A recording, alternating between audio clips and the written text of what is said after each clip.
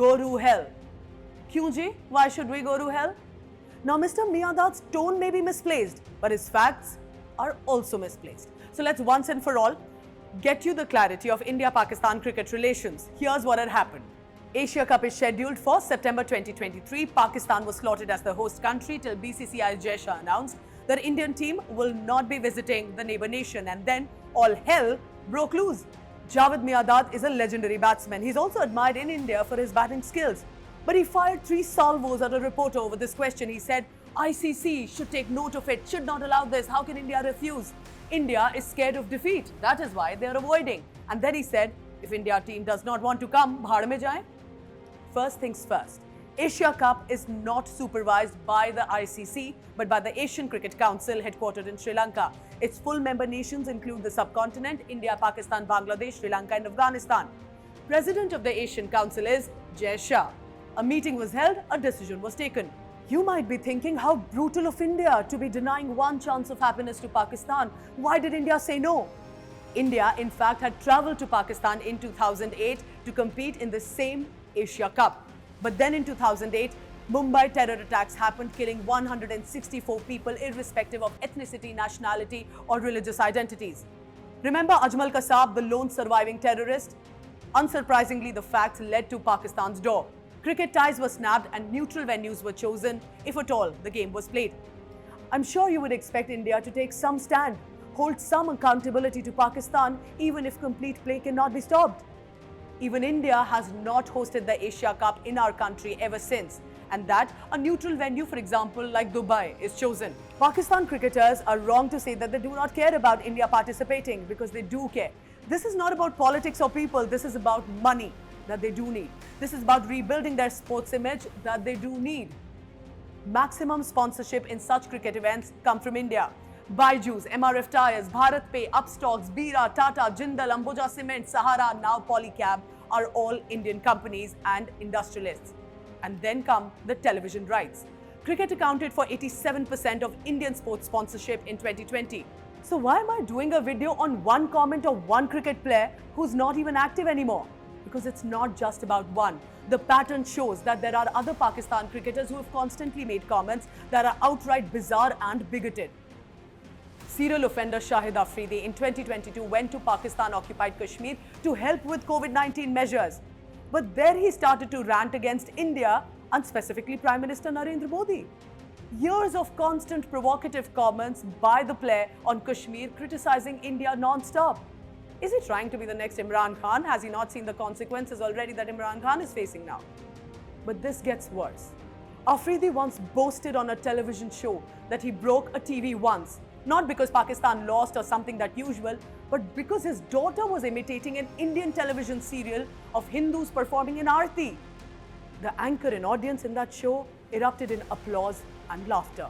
Such comments are not really offensive to Indians, but it shows how Pakistan players think about their own Hindu minority, the ones who are cheering for these players, who are holding their country's green-white flag.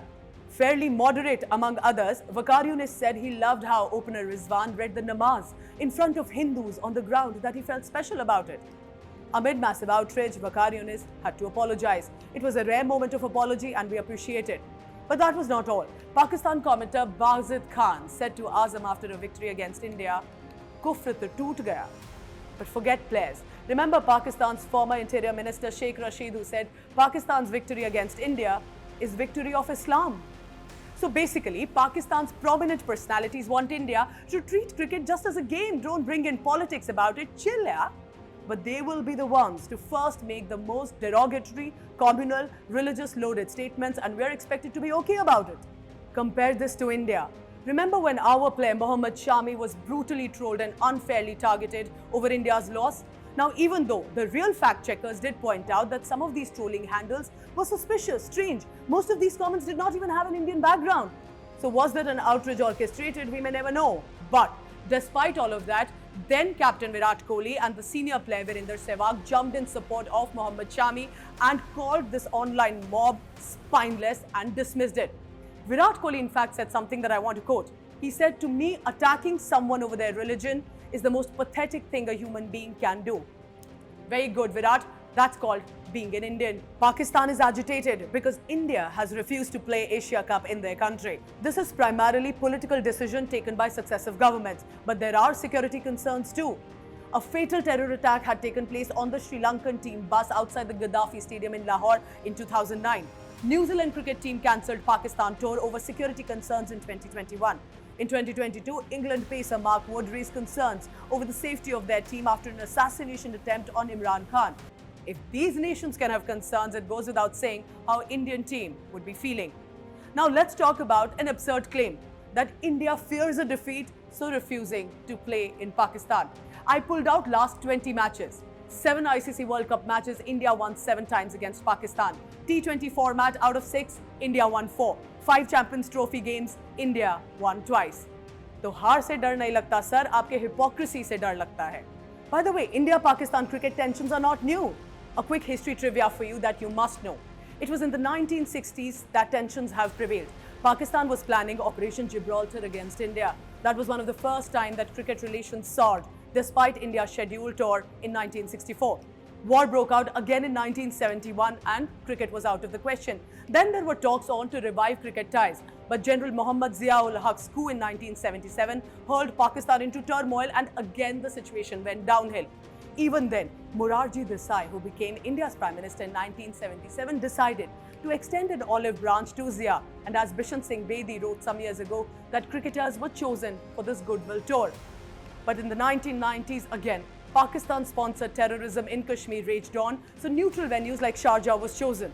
In 1999, Pakistan initiated the Kargil War, so no bilateral cricket ties between India and Pakistan took place for the next few years. And then bilateral cricket resumed in 2004. India visited Pakistan in June-July 2008 for this Asia Cup, and then Pakistan sent us the 26/11 terror attacks.